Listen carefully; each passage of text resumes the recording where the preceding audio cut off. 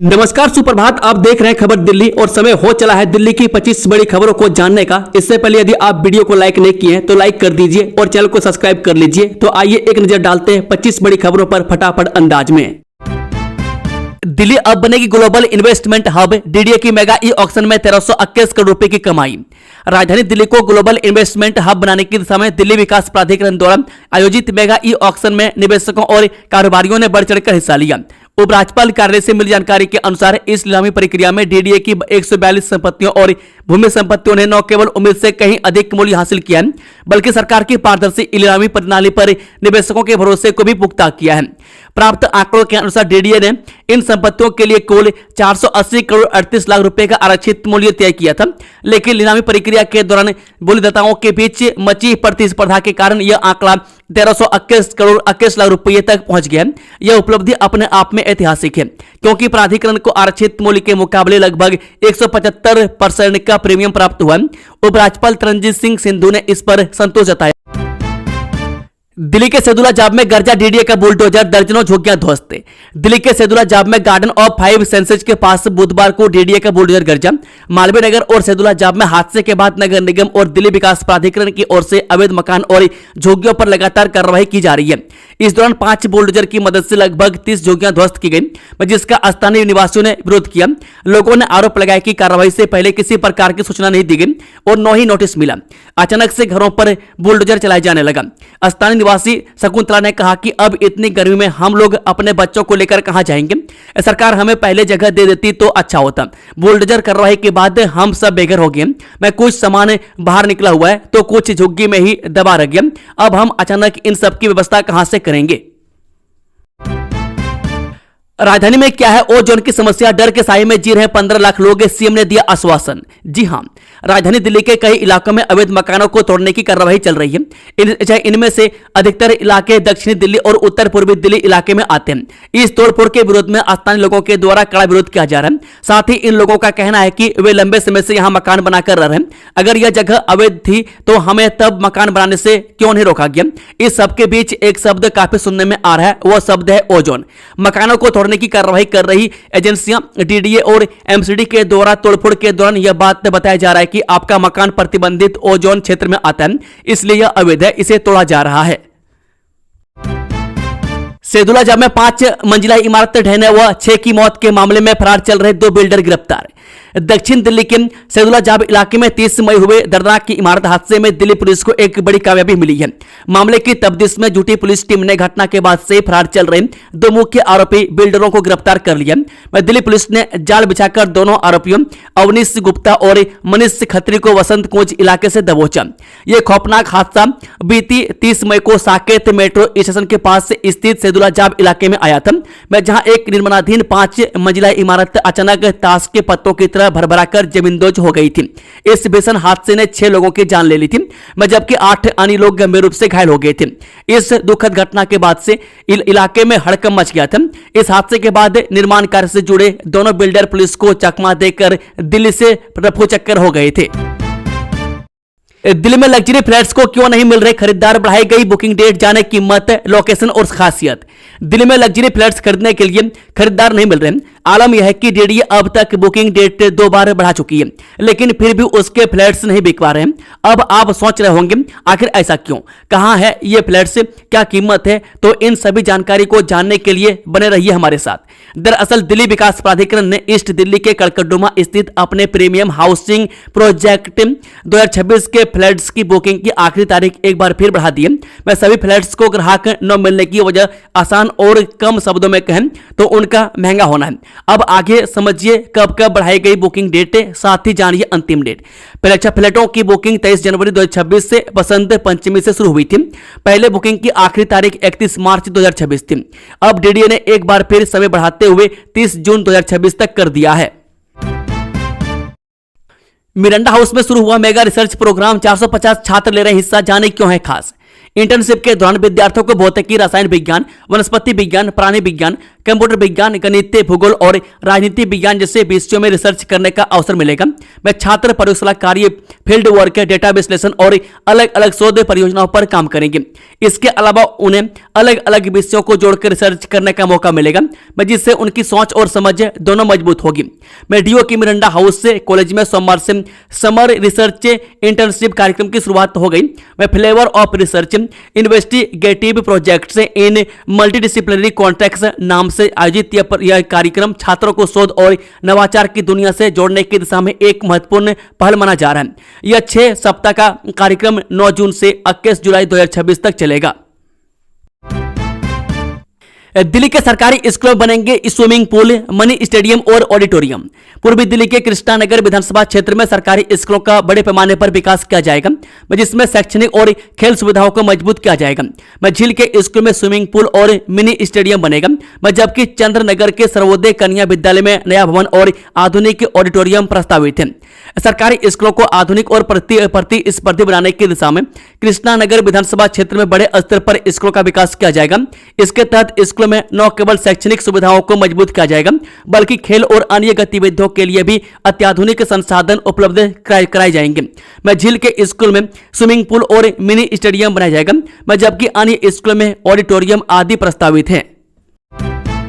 दिल्ली में रोहिणी मेट्रो में लिफ्ट और ईसापुर सौर ऊर्जा सब स्टेशन को हरी झंडी, एलजी ने जमीन देने की मंजूरी दी। एलजी तरनजीत सिंह संधू ने 2 महत्वपूर्ण फैसलों को मंजूरी दी है, जिसमें रोहिणी पश्चिम मेट्रो स्टेशन पर नई लिफ्ट के लिए डीडीए की जमीन डीएमआरसी को दी गई है। साथ ही ईसापुर गांव में सौर ऊर्जा के लिए एक नया पुलिंग सब स्टेशन बनाने के हेतु ग्राम सभा की 9 बीघा जमीन बिजली विभाग को 99 साल के पट्टे पर मिली है। डीडीए ने 142 संपत्तियों की नीलामी से कमाए 1321 करोड़ रुपए, निवेशकों में दिखा उत्साह।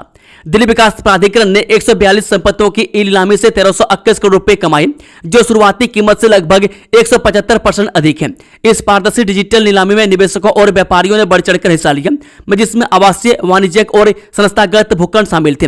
दिल्ली विकास प्राधिकरण ने बुधवार को 142 संपत्तियों की नीलामी करके 1321 करोड़ रुपए की कमाई की है। इस नीलामी में कई भी निवेशकों, संस्थाओं और व्यापारियों ने हिस्सा लिया और बढ़ चढ़कर बोलियां लगाई। इन संपत्तियों की शुरुआती कीमत कुल 480 करोड़ 38 लाख रुपए तय की गई थी, लेकिन बोली लगते लगते यह रकम लगभग 3 गुना बढ़कर 1321 करोड़ 21 लाख रुपए तक पहुंच गई। यह शुरुआती कीमत से करीब 175% ज्यादा है। रेक्टल कैंसर के इलाज में देश की बड़ी उपलब्धि, बिना स्टोमा बैग और दूसरी सर्जरी के ठीक हुआ स्टेज 3 का मरीज। फोर्टिस मानेसर ने भारत में पहली बार anastomotic leak prevention ileostomy tube faecal diversion system का उपयोग कर स्टेज 3 रेक्टल कैंसर का सफल उपचार किया है, जो कैंसर उपचार में एक महत्वपूर्ण उपलब्धि है। सर्वाइकल कैंसर के इलाज में भारत का कमाल 6000 का टेस्ट अब सिर्फ 100 रुपये में। जाने कैसे काम करती है नई जांच। स्वदेशी ह्यूमन पेपोलिमा वायरस यानी कि HPV टेस्ट WHO मानकों पर खरा उतरा है और इसे राष्ट्रीय सर्वाइकल कैंसर स्क्रीनिंग कार्यक्रम में शामिल किया जा सकता है। यह सस्ता, तेज और उपयोग में आसान परीक्षण दूरदराज के क्षेत्रों में महिलाओं की जान बचाने में मदद करेगा। बता दें कि विश्व स्वास्थ्य संगठन यानी कि WHO के मानकों पर खरा उतरा स्वदेशी ह्यूमन पेपोलिमा वायरस से टेस्ट अब राष्ट्रीय सर्वाइकल कैंसर यानी कि गर्भाशय ग्रीवा कैंसर स्क्रीनिंग कार्यक्रम में शामिल होने वाला है। भारतीय वैज्ञानिकों की ओर से विकसित 2 स्वदेशी HPV परीक्षणों को WHO और international agency for research on cancer के निर्धारित मानकों के अनुरूप पाया गया है। दिल्ली में आवासीय क्षेत्रों में चल रहे रेस्टोरेंट पर एनजीटी सख्त नियम ताक पर रखने वालों पर एक्शन का आदेश। एनजीटी ने दिल्ली प्रदूषण नियंत्रण समिति को आवासीय क्षेत्रों में पर्यावरणीय नियमों का उल्लंघन करने वाले रेस्टोरेंट के खिलाफ कार्रवाई का निर्देश दिया है। यह आदेश से ऋषि जिंदल की शिकायत पर आया है, जिसमें ध्वनि और वायु प्रदूषण का आरोप लगाया गया था। पर्यावरणीय नियमों का उल्लंघन करके आवासीय क्षेत्र में संचालित रेस्टोरेंट के खिलाफ उचित कार्रवाई करने का नेशनल ग्रीन ट्रिब्यूनल ने दिल्ली प्रदूषण नियंत्रण समिति को आदेश दिया है। एनजीटी चेयरमैन न्यायमूर्ति प्रकाश श्रीवास्तव की अध्यक्षता वाली पीठ ने डीपीसीसी को आवेदन में लगाए गए आरोपों की जांच कर तेजी से आवश्यक कार्रवाई करने के निर्देश दिए हैं। उक्त निर्देश के साथ एनजीटी ने आवेदन का निपटारा कर दिया। दिल्ली के 6 ऐतिहासिक स्मारकों पर मनाया जाएगा योग दिवस, से मिलेगी फ्री एंट्री। दिल्ली में इस बार अंतर्राष्ट्रीय योग दिवस 21 जून को 6 प्रमुख स्मारकों जंतर मंतर, पुराना किला, सफदरजंग मकबरा, लाल किला, कुतुब मीनार और हुमायूं का मकबरा पर मनाया जाएगा, जहां जनता के लिए प्रवेश से मुक्त रहेगा और सामूहिक योग सत्र आयोजित किए जाएंगे। एम्स दिल्ली बना देश का नंबर 1 मेडिकल विश्वविद्यालय, मरीजों की सेवा, शिक्षा और बेस्ट रिसर्च का इनाम। एम्स नई दिल्ली को द वीक की 2026 मेडिकल यूनिवर्सिटी रैंकिंग में देश का नंबर 1 मेडिकल विश्वविद्यालय घोषित किया गया। यह सम्मान चिकित्सा शिक्षा, शोध और स्वास्थ्य सेवाओं में संस्थान की निरंतर उत्कृष्टता को दर्शाता है। अखिल भारतीय आयुर्विज्ञान संस्थान को द वीक की ओर से जारी मेडिकल यूनिवर्सिटी रैंकिंग 2026 में भारत का नंबर 1 मेडिकल विश्वविद्यालय घोषित किया गया। एम्स का कहना है कि यह उपलब्धि चिकित्सा शिक्षा, शोध और स्वास्थ्य सेवाओं के क्षेत्र में संस्थान की निरंतर उत्कृष्टता की पुष्टि करती है। पुलिस की वर्दी में डकैती डालने वाला गिरोह दबोचा, दूसरे राज्यों में वारदात कर दिल्ली एनसीआर में छिप जाते थे साथी। राजस्थान के श्रीगंगानगर में पुलिस की वर्दी पहनकर डकैती डालने वाले गिरोह के 3 वांछित बदमाशों को दिल्ली क्राइम ब्रांच ने गिरफ्तार किया। इन पर 75,000 रुपए का इनाम था और इनके पास से हथियार व चोरी की स्कूटी बरामद हुई है। राघव चड्ढा ने 17 दिनों की खामोशी तोड़ी, पीएम मोदी को लेकर कही बड़ी बात। बीजेपी नेता राघव चड्ढा ने 17 दिन की चुप्पी तोड़ते हुए प्रधानमंत्री मोदी की तारीफ की और कहा कि उन्होंने नेहरू के सबसे लंबे कार्यकाल का रिकॉर्ड तोड़ा है। चड्ढा ने मोदी के लगातार 3 बार जना आदेश हासिल करने को भारतीय गणतंत्र के इतिहास में एक असाधारण उपलब्धि बताया। बीजेपी नेता और राज्यसभा सांसद राघव चड्ढा ने 17 दिनों की लंबी खामोशी के बाद सोशल मीडिया पर फिर सक्रिय हुए। उन्होंने प्रधानमंत्री मोदी की तारीफ करते हुए एक लंबा ट्वीट किया। आखिरी बार 23 मई को उन्होंने बीजेपी के राष्ट्रीय अध्यक्ष नितिन नवीन को जन्मदिन की शुभकामनाएं दी थी। उसके बाद नीट पेपर लीक समेत विभिन्न परीक्षाओं में गड़बड़ियों को लेकर उनकी चुप्पी पर काफी चर्चा हो रही थी। राघव चड्ढा ने अपने ट्वीट में लिखा कि 10 जून 2026 को प्रधानमंत्री नरेंद्र मोदी 4399 दिनों का लगातार कार्यकाल पूरा कर भारत के पहले प्रधानमंत्री पंडित जवाहरलाल नेहरू के 4398 दिनों के रिकॉर्ड को पार कर गए। उन्होंने इसे भारतीय गणतंत्र के इतिहास में सबसे लंबे समय तक लगातार चुने गए प्रधानमंत्री बनने की उपलब्धि बताया। मालवीय नगर अग्निकांड आरोपी होटल मालिक लवकेश बजाज और अकाउंटेंट जय मिश्रा 12 दिनों की न्यायिक हिरासत में। हजरानी अग्निकांड मामले में होटल मालिक लवकेश बजाज और अकाउंटेंट जय मिश्रा को 12 दिनों की न्यायिक हिरासत में भेज दिया गया। मामले की अगली सुनवाई 22 जून को होगी, जबकि चौथे आरोपी मैनेजर रुपेश की तलाश जारी है। फिर चर्चा में हरियाणवी डांसर सपना चौधरी पति के खिलाफ पहुंची दिल्ली कोर्ट। क्या है पूरा मामला, जाने पूरी जानकारी। हरियाणवी डांसर सपना चौधरी ने पति वीर साहू के खिलाफ मारपीट और प्रताड़ना का आरोप लगाते हुए द्वारका महिला कोर्ट में याचिका दायर की है। हरियाणवी डांसर और गायिका सपना चौधरी की निजी जिंदगी एक बार फिर चर्चा में आ गई है। सपना चौधरी ने अपने पति और हरियाणवी गायक वीर साहू के खिलाफ मारपीट और प्रताड़ना के आरोप लगाते हुए दिल्ली की द्वारका महिला कोर्ट में याचिका दायर की है। मंगलवार को मामले की प्रारंभिक सुनवाई करते हुए अदालत ने सपना चौधरी को अंतरिम राहत प्रदान की। कोर्ट ने वीर साहू को अगली सुनवाई तक सपना चौधरी से किसी भी प्रकार का संपर्क करने, उनके घर या कार्यस्थल पर जाने तथा उन्हें प्रत्यक्ष या परोक्ष रूप से परेशान करने से रोक दिया है। टेरर फंडिंग मामले में एक्टिविस्ट खुर्रम परवेज को बड़ी राहत, दिल्ली हाईकोर्ट से मिली जमानत। दिल्ली हाईकोर्ट ने कश्मीरी एक्टिविस्ट खुर्रम परवेज को यूएपीए मामले में जमानत दे दी है। आतंकी फंडिंग व आतंकी संगठन लश्कर ए तैयबा के लिए युवकों को भर्ती कराने के आरोपित कश्मीरी मानवाधिकार कार्यकर्ता खुर्रम परवेज को बुधवार को दिल्ली हाईकोर्ट से बड़ी राहत मिली है। हाईकोर्ट ने खुर्रम परवेज को राष्ट्रीय जांच एजेंसी द्वारा उनके खिलाफ दर्ज यूएपीए मामले में सशर्त जमानत दे दी है। भीषण गर्मी में से राहत के लिए दिल्ली सरकार ने बनाई कूलिंग जोन, फायदे के साथ पड़ताल में सामने आई कमियां। जिला प्रशासन ने यमुना पार में भीषण गर्मी से राहत के लिए लगभग 20 कूलिंग जोन स्थापित किए हैं, जहां ठंडा पेयजल और ओआरएस उपलब्ध कराए जा रहे हैं। भीषण गर्मी और लू के बढ़ते प्रकोप के बीच यमुना पार में लोगों को राहत पहुंचाने के लिए जिला प्रशासन ने विशेष प्रबंध किए हैं। यात्रियों और राहगीरों की अधिक आवाजाही वाले कोंडली, आनंद विहार बस टर्मिनल, गणेश नगर समेत विभिन्न क्षेत्रों में करीब 20 कूलिंग जोन स्थापित किए गए हैं। किस्मतों वाली हौजरानी अग्निकांड में बड़ा खुलासा, कर्मचारी के नाम पर था लाइसेंस, असली मालिक पर नए सवाल। दक्षिण दिल्ली के मालवीय नगर में हुए हौजरानी होटल अग्निकांड की जांच में नया खुलासा हुआ। पता चला है कि होटल का लाइसेंस मालिक लवकेश बजाज के बजाय अकाउंटेंट जय मिश्रा के नाम पर था।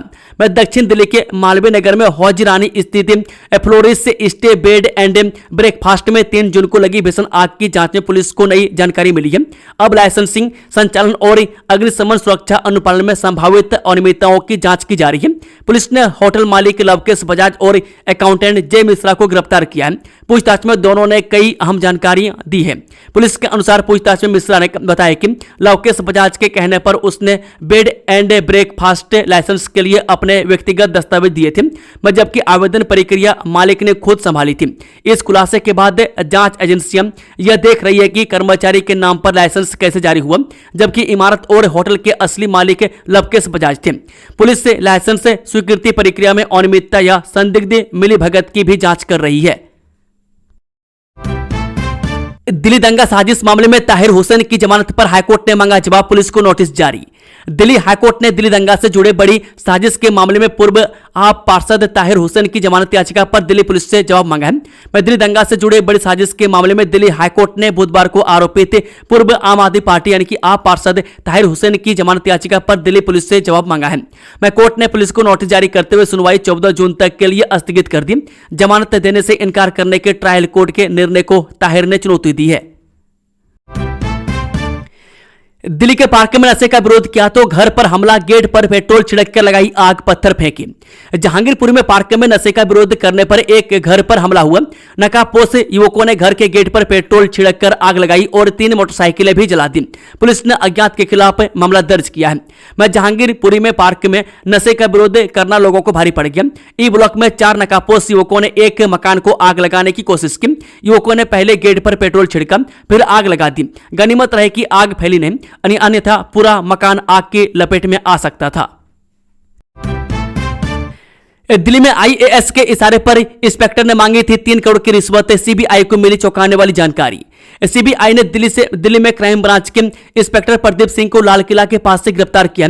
उन पर गुजरात के एक मामले में आईएएस अधिकारी के निर्देश पर आरोपियों से 1.5 करोड़ रुपए की रिश्वत मांगने का आरोप है। बीते सोमवार शाम लाल किला के पास से सीबीआई द्वारा गिरफ्तार किए गए क्राइम ब्रांच के इंस्पेक्टर प्रदीप सिंह के मामले में बेहद चौंकाने वाली जानकारी मिली है। वह गुजरात वडोदरा के एक मामले में 2 आरोपितों को मुकदमे से राहत दिलाने की एवज में आईजीआई एयरपोर्ट पर सिविल एविएशन में तैनात एक सीनियर आईएएस के निर्देश पर क्राइम ब्रांच के इंस्पेक्टर ने आरोपितों से 3 करोड़ रुपए की मांग की थी। लाहौर में गुजेगी अरदास, दिल्ली से 100 श्रद्धालु पाकिस्तान रवाना, 18 जून को मनेगा गुरु अर्जुन देव का बलिदान पर्व। दिल्ली से 100 श्रद्धालुओं का जत्था गुरु अर्जुन देव जी का बलिदान पर्व मनाने पाकिस्तान रवाना हुआ है। यह जत्था 18 जून को लाहौर में बलिदान दिवस से मनाकर 19 जून को वापस भारत लौटेगा। मैं बता दें कि गुरु अर्जुन देव जी का बलिदान पर्व मनाने के लिए दिल्ली से 100 श्रद्धालुओं का जत्था पाकिस्तान रवाना हुआ। गुरु अर्जुन देव जी का बलिदान पाकिस्तान के लाहौर में हुआ था। उनके पार्थिव शरीर को रावी नदी में प्रभावित कर दिया गया था, जहां ऐतिहासिक गुरुद्वारा डेरा साहिब स्थित है। उनके बलिदान दिवस पर श्रद्धालु वहां श्रद्धा सुमन अर्पित करेंगे। दिल्ली के तुगलकाबाद में लाल कुआं राम प्यारी कैंप मुख्य मार्ग बनाने का काम शुरू, 30,000 लोगों को मिलेगी राहत। दक्षिणी दिल्ली के तुगलकाबाद विधानसभा क्षेत्र में लाल कुआं राम प्यारी कैंप मुख्य मार्ग और नाले का निर्माण कार्य शुरू हो गया। दिल्ली सरकार द्वारा स्वीकृत 4 करोड़ 96 लाख रुपए की लागत से बनने वाली यह सड़क और नाला मानसून में जल भराव से 30,000 लोगों को राहत देगा। बता दें कि तुगलकाबाद विधानसभा क्षेत्र स्थित लाल कुआं राम प्यारी कैंप मुख्य मार्ग को नए सिरे से बनाने का काम शुरू हो गया।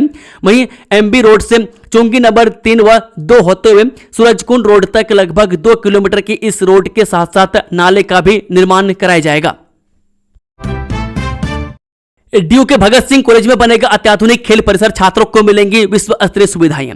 शहीद भगत सिंह कॉलेज में छात्रों को जल्द ही आधुनिक खेल परिसर की सुविधा मिलेगी, जिसमें क्रिकेट मैदान और मल्टीपर्पज इंडोर हॉल शामिल है। डीयू के शहीद भगत सिंह कॉलेज में छात्रों को जल्द ही क्रिकेट के मैदान सहित बेहतरीन खेल सुविधाओं का लाभ मिलेगा। कॉलेज के 60 वर्ष पूर्व होने के खास अवसर पर कॉलेज में आधुनिक खेल परिसर के लिए भूमि पूजन किया गया। इस खेल के मैदान में छात्रों को आधुनिक खेल और मनोरंजन सुविधाएं उपलब्ध कराई जाएगी। खिलाड़ी सुबह शाम विभिन्न खेलों के लिए अभ्यास कर सकें और खेल प्रतिभाएं निखर सके, यही मकसद है। जापानी प्रतिनिधि मंडल ने देखा निगम बोध घाट का मॉडल, निःशुल्क सेवाओं की सराहना की। जापान से आए अंतिम संस्कार से जुड़े एक प्रतिनिधि मंडल ने दिल्ली के निगम बोध घाट का दौरा किया। उन्होंने घाट पर उपलब्ध आधुनिक सुविधाओं और जरूरतमंदों को मुफ्त अंतिम संस्कार सामग्री देने के प्रयासों की सराहना की। ड्यू के मिरांडा हाउस में समर रिसर्च इंटर्नशिप की शुरुआत, देश भर के 450 से ज्यादा विद्यार्थी करेंगे शोध। मिरांडा हाउस में 6 सप्ताह के समर रिसर्च इंटर्नशिप कार्यक्रम का शुभ आरंभ हुआ, जिसमें देश भर से 450 से अधिक विद्यार्थी शोध कार्य करेंगे। यह कार्यक्रम स्नातक और स्नातकोत्तर विद्यार्थियों को व्यवहारिक शोध अनुभव प्रदान कर उनमें अनुसंधान के प्रति रुचि बढ़ाएगा। दिल्ली में अतिक्रमण और अवैध पार्किंग पर यातायात पुलिस का बड़ा अभियान, 55,000 से ज्यादा चालान कटे। दिल्ली यातायात पुलिस और एमसीडी ने 3 से 6 जून तक अतिक्रमण और अवैध पार्किंग के खिलाफ विशेष अभियान चलाया। इस दौरान 144 संवेदनशील स्थानों पर कार्रवाई करते हुए 55,000 से अधिक चालान काटे गए और अतिक्रमण हटाए गए। राजधानी की सड़कों को अतिक्रमण और अवैध पार्किंग की समस्या से मुक्त कराने के लिए दिल्ली यातायात पुलिस और एमसीडी ने संयुक्त रूप से 4 दिवसीय विशेष अभियान चलाया। मैं 3 से 6 जून तक चले इस अभियान के दौरान दिल्ली के 144 संवेदनशील स्थानों पर कार्रवाई करते हुए बड़ी संख्या में अतिक्रमण हटाए गए और नियमों का उल्लंघन करने वालों के खिलाफ 55,000 से अधिक चालान जारी किए गए। मैं दोस्तों, खबरों का सिलसिला समाप्त होता है। अगर जानकारी पसंद आई तो वीडियो को लाइक, शेयर, चैनल को सब्सक्राइब जरूर कर ले। Thank you, all the best. जय हिंद, जय भारत, वंदे मातरम।